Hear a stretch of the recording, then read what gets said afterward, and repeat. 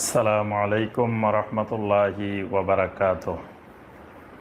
আলহামদুলিল্লাহ ওয়াসসালাতু ওয়াসসালামু আলা রাসূলিল্লাহ ওয়া আলা আলিহি ওয়া সাহবিহি ওয়া মান ওয়ালা।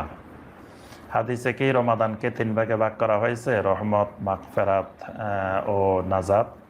হাদিসে ভাগ করা হয়েছে, কিন্তু যে হাদিসে ভাগ করা হয়েছে হাদিসটা সহিহ না। অনেক ভাই আমাদের দেশে মনে করেন যে এটা তো হাদিসে আছে, মানে যখনই শুনেন যে রমাদানের রহমত, মাগফিরাত, নাজাত এটা ঠিক না, লাফ মারি উঠে অনেক ইমাম সাহেব, লাফ মারি উঠে কয় আরে কোন ফেতনাবাজ বলছে এটা তো হাদিসে আছে। মানে আমাদের সমাজের অধিকাংশ ভাইদের অবস্থাটা এরকমই, সমাজের চিত্রটা এরকমই। হাদিসে তো আছে, আমরা তো বলি না যে ভাই হাদিসে নাই, কিন্তু হাদিস সম্পর্কে একটু নলেজ থাকতে হবে, একটু বুঝতে হবে যে হাদিসে থাকা মানে আমল করা যাবে না। কারণ হাদিসের মধ্যে সহি আছে, দঈফ আছে, জাল আছে। হাদিসটা বিশুদ্ধ কিনা, হাদিসটা সহি কিনা, হাসান কিনা, এটা আমলযোগ্য কিনা।